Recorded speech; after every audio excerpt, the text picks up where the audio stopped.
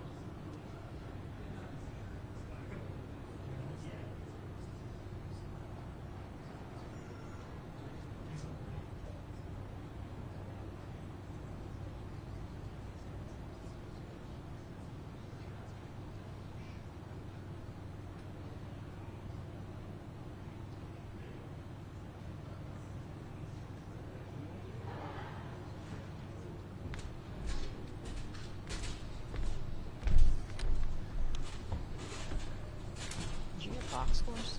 You didn't get? Did you get box scores yet? No. They didn't bring That's them up right. here. No.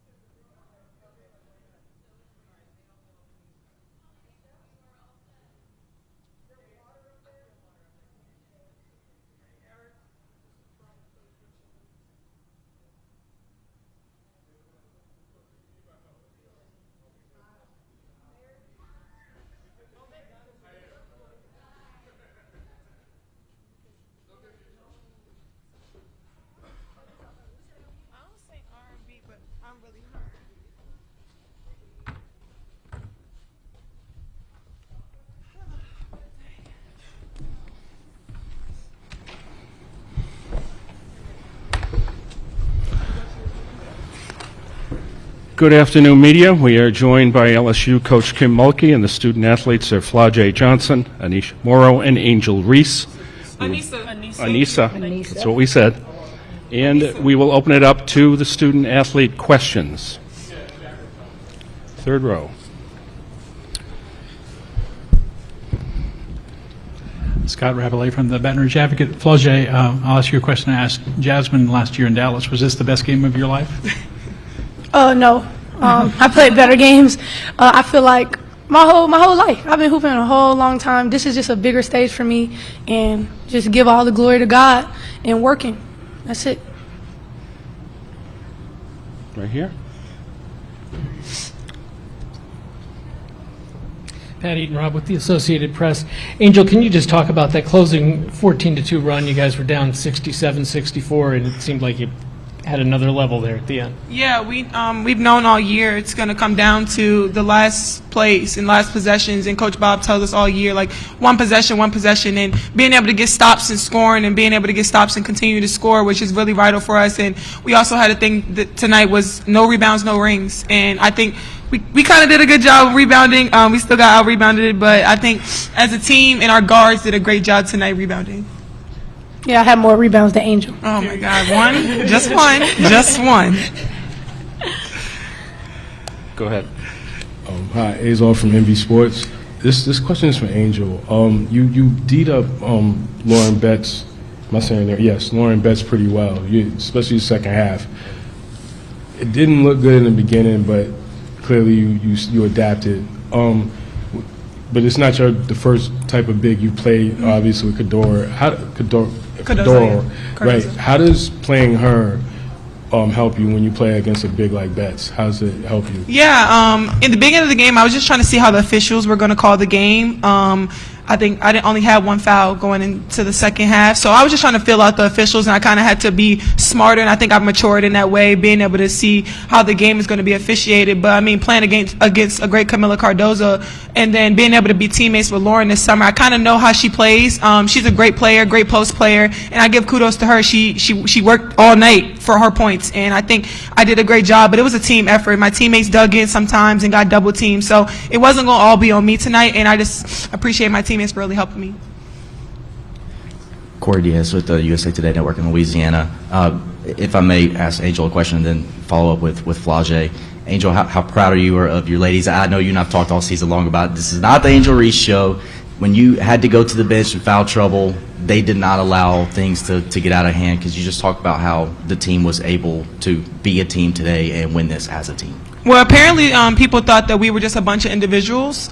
So we took that personal, and we do have a star. We have stars on our team. We do. And people don't think that we're supposed to gel together. And we've gelled together all year. Some nights it's me, some nights it's Nee, some nights it's Flajay. It's so many different players that can score on any given night, and people don't realize that. Like, we have a purpose, and our purpose is to get to the championship, and we don't care who scores. So I didn't lose confidence in my team, that I knew that they were going to come out and continue to do what they do, because we have great players on our team. So the best team won tonight. Also, the best individuals on the team won as well. Let's get that straight. I agree. I think when Angel fouled out, it was like, all right, Flaw, like, you got to step up. You know what I'm saying? Like, you got the most experience, like, you know what I'm saying, with Haley, and, you know, Niece ain't really played in this tournament before, so it was just like, you got to be the one to step up. You know what I'm saying? And I think that I wasn't scared of the moment. You know what I'm saying? I really loved the light. I loved that underdog feeling. And, you know, Coach Mulkey told me, you know, go do what you do, and then I did. Nancy Emery, USA Today Sports. Angel, it looked like you might have said something to Corey Close as you came out of the game, and then again in the handshake line. What were you guys saying to each other? Oh, no, she told me good game. It was another coach that was talking a little crazy. Right there. Deshaun from Envy Online. This question is for all three student athletes. As we cap off March, which is Women's History Month, can all three of you let us know who inspired you to be who you are today? My mother inspired me to be who I am today. Yeah, I would say my mom. My mom's a single mom, and me and my brother being able to go to college for free was just always been something that's inspirational for me. Yeah, I had to get emotional. I'm not. sorry. My mom too, like, you know what I'm saying? Like, before the game I was crying. I'm just emotional. You know, I was trying to figure out, like, what's my why? And I kind of just looked at my mom today like I never looked at her before, and it was like, I know my why now, you know what I'm saying? And I had this a different level of passion I knew I was going to play with today. And I see my mom out there, and she just sacrificed so much for me, so it's definitely my mom. Pat Edenrob with the AP. Flaude, can you just talk about this run to try to repeat, and how did being on this stage before help you guys tonight as you're coming down the stretch? I think we just take it one game at a time. You know, we're high right now off of this dub, but I think we'll give ourselves until like 4:30, and then we're locked in onto the next game. Like, you know what I'm saying? You got to have that mindset going into the tournament. You got to have a short attention span. You know what I mean? That's the route that I'm taking. Yeah, I had a good game today, but now I have to flush it. You know what I mean? If we really want to go far in the tournament. And I just love this team's togetherness. And we just have that experience. So my experience with the team, just flush it. Game was good, okay, cool, but we gotta watch film, and we gotta dominate the next one as well. Andrea Edelson with ESPN.com. 2 questions for 2 separate players. Angel, follow up when you said it was another coach who was talking to you. Can you give us more information on that? Next question. Okay. Flaude, your emotion showed when you were on the court tonight. I was just wondering, I saw you also kind of go over to their fans and kind of point after the game was over if there was something you were saying to them, or? Yeah, it was just, you know, their fans talking, you know what I'm saying? It's just regular basketball stuff like that get heated in the moment.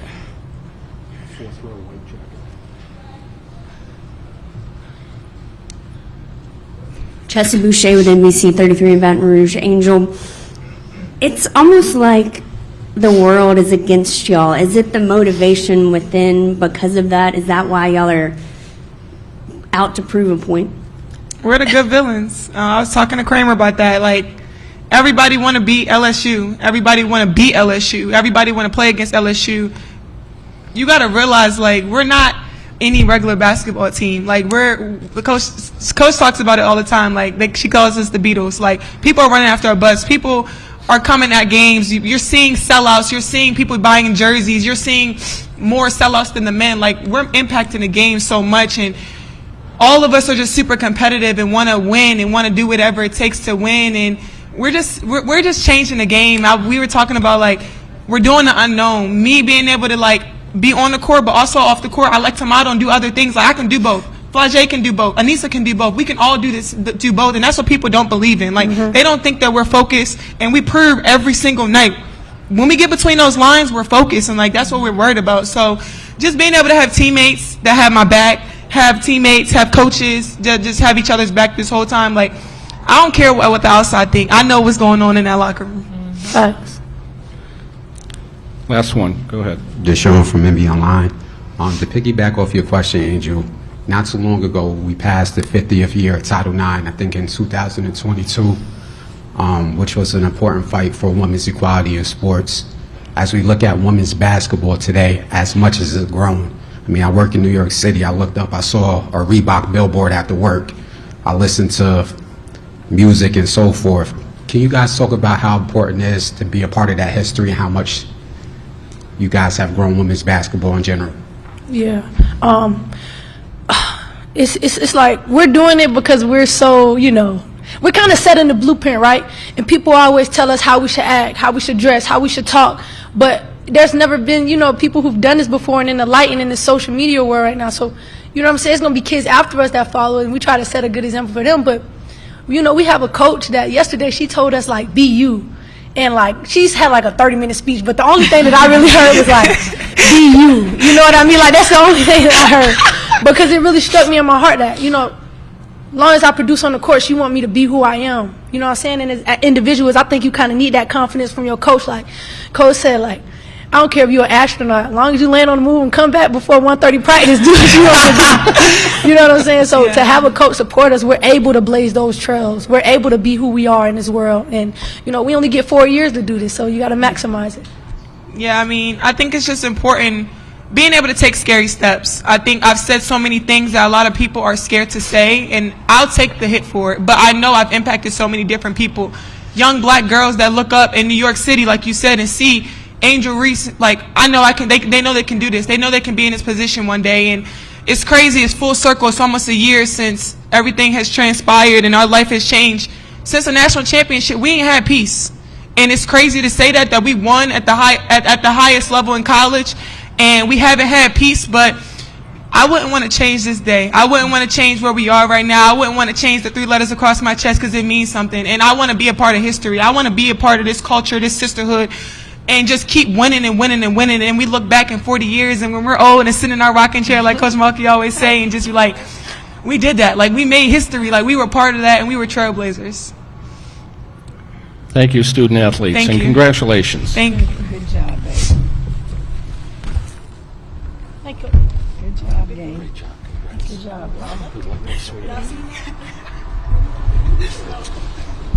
And we'll now take questions for Coach.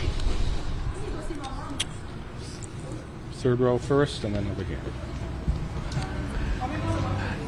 Kim, how did you think that the officiating affected the game? There were a lot of close calls being called both ways. Both teams, post players, got in a lot of foul trouble. Yeah, it's basketball. I thought officiating was fine. Next one is over here on the left. Keep going. 2 rows. There we go. Nancy Hammer with the USA Today Sports. Kim, the Washington Post story about you published today. Have you had a chance to see it, and do you have any comment on it? No. When did it publish? A couple hours before the game. Imagine that. I must have thought y'all would look at it, right? Get some clicks or be a distraction. No, ma'am, I haven't read it, and I probably won't read it. I probably will have my attorneys communicate with me to see if there's anything in there that we need to be concerned about. Go ahead. Pat Eaton-Robb with the Associated Press. Kim, your players just kind of said it. They've kind of embraced this us against the world mentality. Is that something you've embraced as well? Do you kind of tell them, to like enjoy having the black hat on and enjoy being who you are? What is your message to them in terms of that us against the world thing?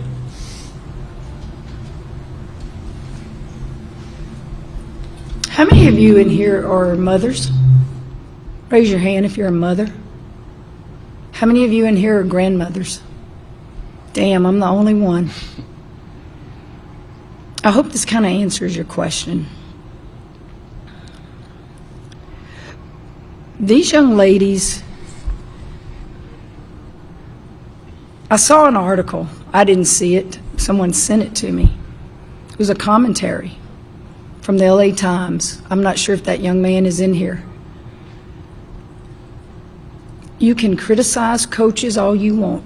That's our business. You can come at us and say you're the worst coach in America. I hate you. I hate everything about you. We expect that. Comes with the territory. But the one thing I'm not going to let you do, I'm not going to let you attack young people. And there were some things in this commentary, guys, that you should be offended by as women. It was so sexist, and they don't even know it. It was good versus evil in that game today. Evil? Called us dirty debutantes? Take your phone out right now and Google dirty debutantes and tell me what it says. Dirty debutantes? Are you kidding me?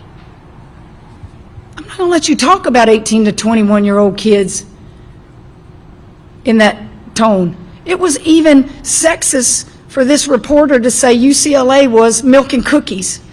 Now, you women sit there and you keep your mouth shut if you want. I'm in the last third of my career, but I'm not going to let sexism continue. And if you don't think that's sexism, then you're in denial. How dare people attack kids like that? You don't have to like the way we play. You don't have to like the way we trash talk. You don't have to like any of that. We're good with that. But I can't sit up here as a mother and a grandmother and a leader of young people and allow somebody to say that. Miss Armour, I think you asked me the other day and I cut you off, didn't I? Maybe that's your story to write. Didn't you ask me something about a man and I cut you off? Think about what I'm saying, okay? Because, guys, that's wrong. I don't even know what dirty debutantes are, but I know when I Googled it, I went, growing the game was a part of it. How many of you have been to Baton Rouge, Louisiana? Raise your hand and seen our games. How many of you have been to an SEC game when we played on the road? You want to talk about growing the game? Go see our crowds, people.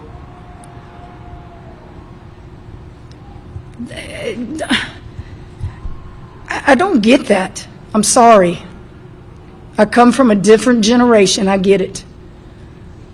But I know sexism when I see it and I read it. That was awful.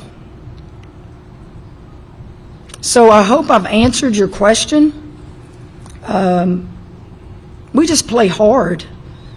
We play competitive. It doesn't matter if it's my son out there. It doesn't matter if it was anybody's brothers out there. We're out there to kick your rear end, and that's how they play. It's how I was taught by the greatest in this business. Look at the people I played for. They're Hall of Famers, legendary coaches. They probably couldn't coach in this generation. But that's who I learned from.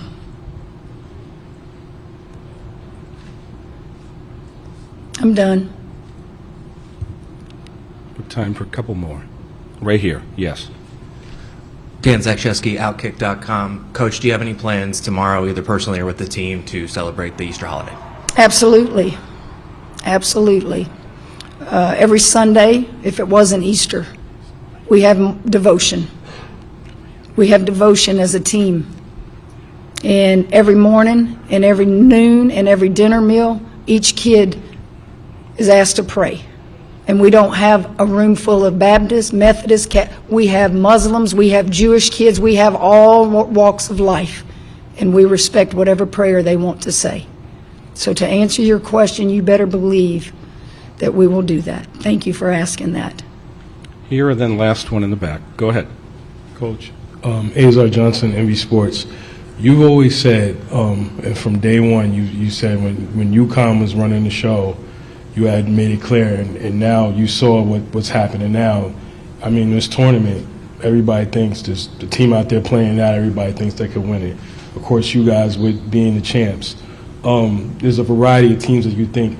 What are you telling your team, or what are you saying to your team to make sure, like the other teams, like this isn't always guaranteed? What are you telling them that's helping them keep this run going? I'm just me. I'm real. They feel me. I say things in that locker room that if you were just on the outside and you heard, you would go, oh! But they love it. They feel my energy. They feel my warmth. They feel my realness.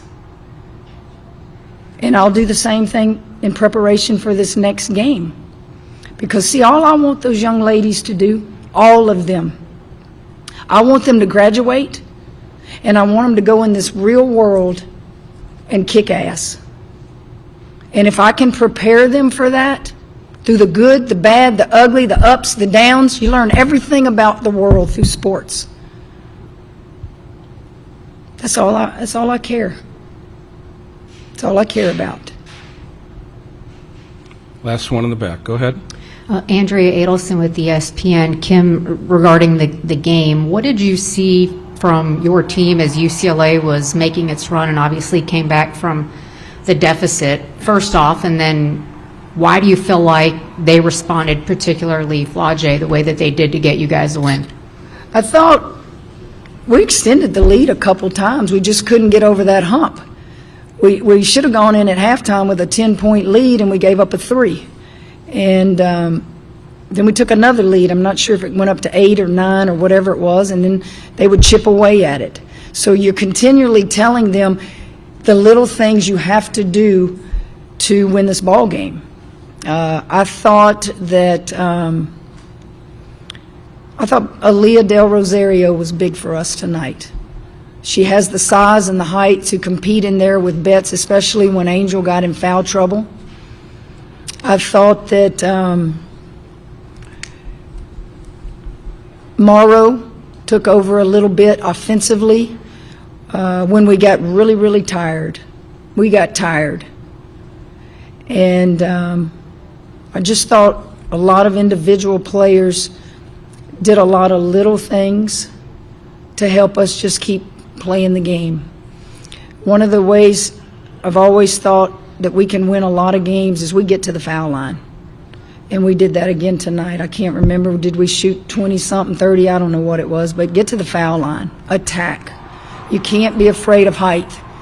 She's going to block your shots. Just take it in there and keep going at them. Run the floor. We didn't get enough run-outs and enough transition buckets, but we got just enough at the right time. Thank you, Coach. Uh-huh. Congrats again. Thank you.